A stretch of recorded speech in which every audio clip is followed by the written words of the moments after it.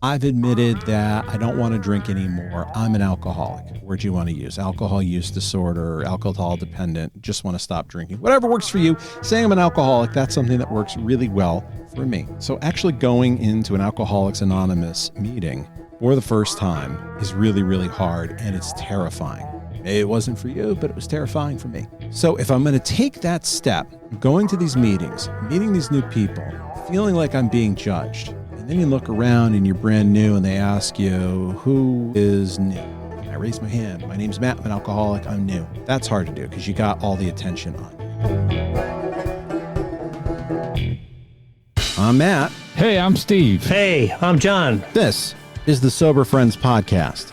We're here for the sober curious, the new guy, and the old timer. We're here to talk about the stuff anyone looking to live alcohol-free has to face day to day, and how we overcame those struggles. We speak for no 12-step group, but we do try to remain anonymous. You're not alone. This is the Sober Friends Podcast. This is a little series where I talk about my experience going through the 12 steps of Alcoholic Anonymous.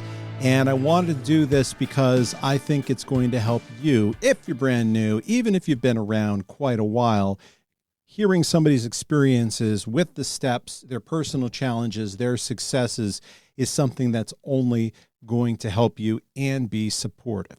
Before I get into that, I need you to do me a couple of three favors, as Phil Leotardo once said. I would like you to go to soberfriendspod.com, go to the very bottom of the website and sign up for the newsletter.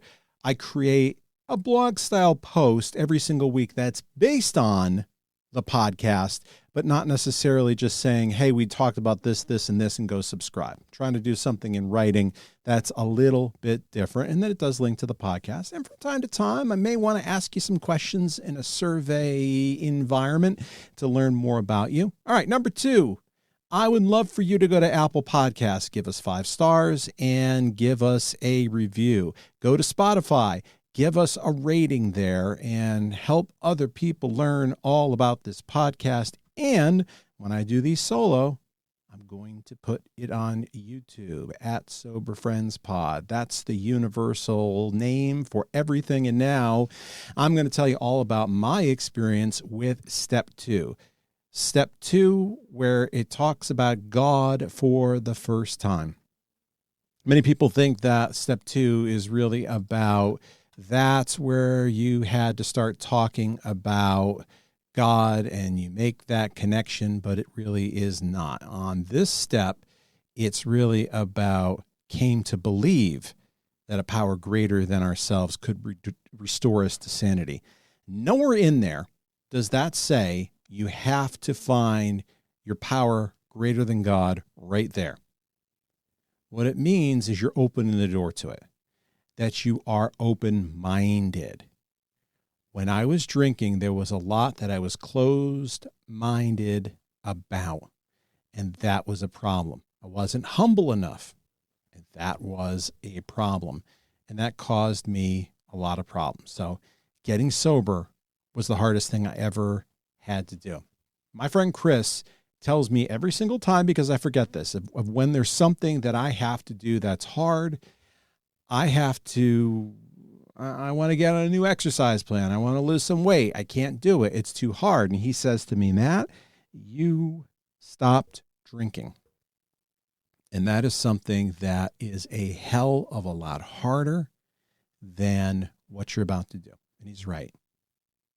And then it becomes an excuse when I can't do that easier thing. So step 1, if you look at all of these steps, writing down your list of harms, making amends, they may seem really hard, especially if you're brand new, walking into a 12-step meeting and you look up and you see that window shade that comes down that has all the steps. Oh my God, I can't do that. Admitting that you had a problem and that you wanted to stop and were going to do anything you could to stop, way harder. On the curve, it goes like this, and then everything else is kind of like this. There's gradients there. But you have to trust yourself that any one of these steps is so much easier than that first step. That's the killer. That's the biggest wall. So I wanted to do this for real. And when I walked in, it was really hard to, again, it's, all right, I've admitted I have a problem. I've admitted that I don't want to drink anymore. I'm an alcoholic, whatever word you want to use, alcohol use disorder, alcohol dependent, just want to stop drinking, whatever works for you. Saying I'm an alcoholic, that's something that works really well for me. So actually going into an Alcoholics Anonymous meeting for the first time is really, really hard, and it's terrifying. Maybe it wasn't for you, but it was terrifying for me. So if I'm going to take that step of going to these meetings, meeting these new people, feeling like I'm being judged, and then you look around and you're brand new and they ask you, who is new? I raise my hand. My name's Matt. I'm an alcoholic. I'm new. That's hard to do because you got all the attention on you. Then they ask, who's coming back?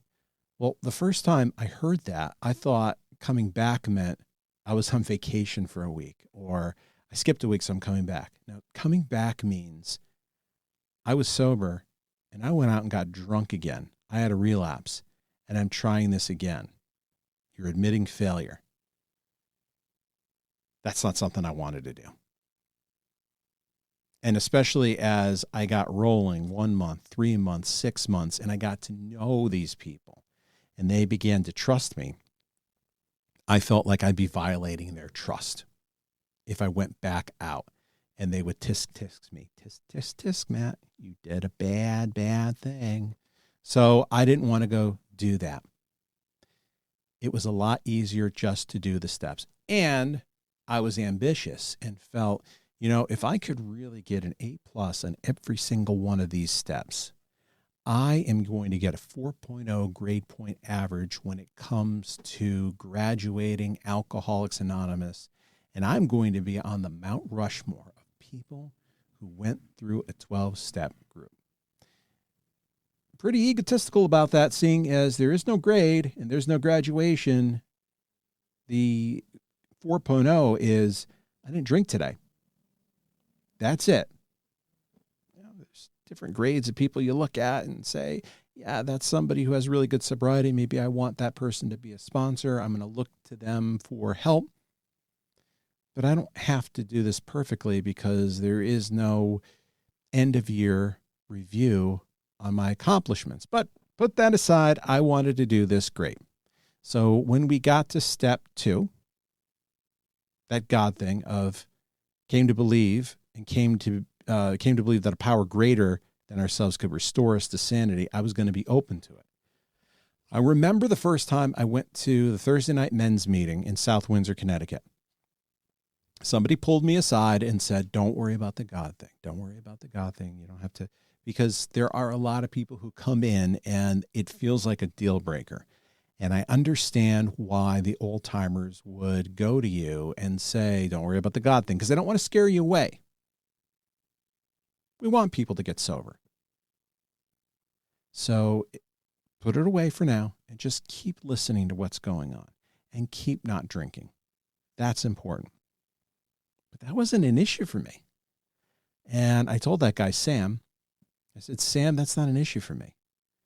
And the more I heard about God, and because in the past I'd had connection with a higher power, the more that happened, I started to believe that I never stopped believing in God, but that God stopped believing in me. And that's what put up the wall. That's a hard one.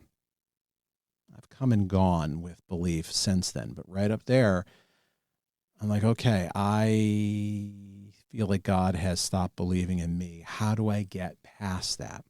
Because if I don't have God in my life, I'm not going to stay sober.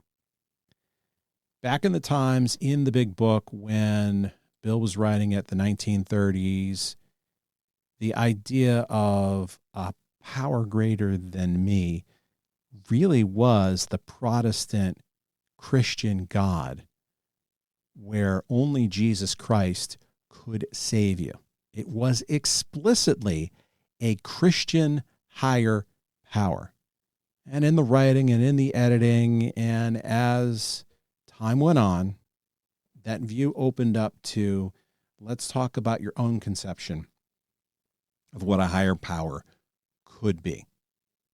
I don't know if you've been in work or had one of these team building events where they are flexing your Myers-Briggs personality preference. And they give you instructions on how to draw something. And if you're like an extrovert, you might do it one way. If you're an introvert, you might do it another way. And with the same instructions to draw something, people put it up, and like one side of the room kind of is the same. The other side of the room is totally different. And that's how I look at higher powers. Just because I may have had a bad experience in the Catholic Church or wherever doesn't mean that that is where I'm in the box. Think outside of the box. And that was something that really helped me. I have never felt more spiritually alive or felt the presence of some power greater than me than when I was in an AA meeting. I remember going to church after that and feeling, I don't feel as spiritually alive here, listening to the priest or a minister, if it wasn't a Catholic church, than I do for an hour, hour and a half at an AA meeting. Why is that? Well, I was finding my path to spirituality my own way. Here's another reason that this step is here and how I looked at it. It's to be humble. You couldn't do it yourself. At least I couldn't. If I could have done it myself, meaning stopping drinking, I would have done it. I would have been successful for more than 10 months.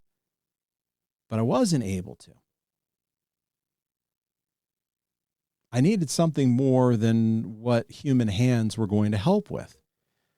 And so the idea is you can believe in anything you want as long as you believe that your higher power isn't you. So it's about being humble and asking for help and knowing that you have the fellowship, you have the steps, you have the big book of AA, but you also have this higher power who is your super sponsor, your real AA buddy in the sky that's going to guide you through if you allow him or her or it, however you want to look for that. And that is something that really inspires a lot of hope, at least for me, inspires tremendous hope that somebody's not going to judge me and is really going to help me. So that's where really a higher power can be really, really important. I just wanted to fit in. And the people who I really appreciated and loved in the rooms when I first came in, they all did these things. And when I looked at their lives and how they were now, I think the best compliment I could give somebody who's in recovery is when you tell me stories about what it was like when you were drinking, I can't fathom that you were doing those things, and I can't fathom you were a drinker. If you were to tell that to me, I can't fathom you were a drinker, and I can't fathom these wild things or how your life fell apart. That tells me my sobriety is pretty damn good. And they did this. And they talked about, I get on my knees and I pray to God every day and I treat my disease for another 24 hours. So that's what I did. So I opened the door. I'm not going to talk to you today about, what did that look like? Because the next time we get together where I talk about step 3, which was a humbling experience for me and made me very embarrassed at first, but I probably helped the people I did step 3 with a lot more than they helped me. Well, that's going to be a different situation. So if you're brand new, this is really a case of be open to this. And you don't have to necessarily rush through each step. I'm not of the opinion that you stay a year here, but there is also something to be said that if you're at a step meeting or a big book meeting and you're like, oh my God, they're talking about step 4 and I'm not there. It took me months. I think, I got sober in March. I think I did step 5 in November. So to get to step 5, I think it took me about 6 months. I don't know how long it took you. It might have taken you longer. It might have taken you less. My point here is, if it takes a little bit of time to say, can I really go through with this? I'd say continue to work on it. If you're really struggling and saying, I don't know if I can get to that step 3 place, that means you're not past step 2. My suggestion would be talk to your sponsor. Talk to people you really trust. Get some varying opinions. You know, if you're Catholic, for instance, talk to other Catholic people. If you're Catholic and you don't want to hear it, talk to somebody who's Jewish. Talk to somebody who's Muslim. Talk to atheists. Get an idea of what a higher power could look like. And just because there's somebody else's higher power doesn't necessarily mean it needs to be your higher power. There's this guy who goes to meetings that I know, Tony. So Tony L has talked about, I didn't have a God of my own. So this guy at one of the meetings, Doc, he had a God. And he talked about talking to Doc about this. And Doc said, you can borrow mine until you find your own. And Tony said, that's a good idea. So not having my own and knowing that I had to do this stuff, I started praying each day to Doc's God. And before long, Doc's God became my God. And I have to tell you, I prayed a lot to Doc's God because that story resonated with me. So if you hear stories like that, you've kind of reached the place of step 2 when you're like, I'm willing to try this. And I'm open to, it doesn't have to be the religion that has really hurt me in the past, or I'm an atheist, or I'm an agnostic, and I don't know. It could very well be, I am open to, there is some power greater than me. I'm going to give you some ideas that really work for me. I'm very fortunate that I live near the coast, and I love going to the beach, and I love looking at the ocean. I go down to Narragansett, Rhode Island quite a bit because I'm going to be frank here, the beaches in Connecticut suck. The waves are like something you'd find in a bathtub. And I like big waves, and I go to Narragansett. I have some really big waves, and if there's a storm out at sea, the waves just crash and crash and crash. What type of power do I have to create waves like that? I got no power on that. That power is based on the moon, the phase of the moon, how deep the water is. If there is a breaker out there, there are these forces beyond our control that cause waves to come in. Riptide pulls you back, could kill you. There are tides that come in and tides that go out. That's a power greater than me. You know, the moon goes around the earth.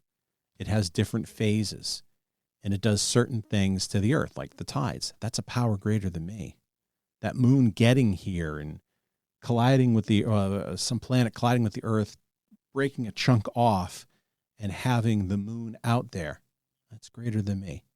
There are things like that you get your head around. Your higher power could be the group of drunks. I've heard of that a lot, that this group of drunks is a power greater than me because they help get me sober. All things that are worth looking at as an idea for that. And if you're open to, those are things I might be able to get behind, then you're doing step 2. Fine. If it's, I don't know about this, I can't get on board, then give it one more day. One day at a time is a great phrase because all we have is today. So it's like, I can't do it. Don't say I can't do it. Say I can't do it today. And then wake up in the morning and have an open mind to doing it tomorrow, and however many days that takes. I'd really like to know how this resonates with you. How did you feel around step 2? Was this easy and you just coasted right through it? Or did it take you months to get through step 2, let alone step 3? You can email me, Matt@soberfriendspod.com, or or on Instagram at Sober Friends Pod. Reach out. I'd love to talk about it on the podcast with you. It's just helpful to know that I'm not sitting here in my basement looking at the camera, looking at a microphone and talking to myself, because it helps me understand if I have psychosis or not. So please let me understand if I have psychosis. Let me know a little bit about how you got through this. All right. So that's what we got for this episode today. We're going to do more of this series as we go through. We'll have some guests. We'll have Steve on. We'll talk about all types of stuff. Always looking. If you got something that you want us to talk about in our experience, let us know. And until that time, we'll see you next week. Bye, everybody.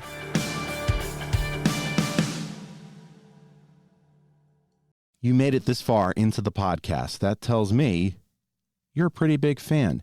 If you like what we do and you find value in the podcast, consider a donation at buymeacoffee.com/soberfriendspod.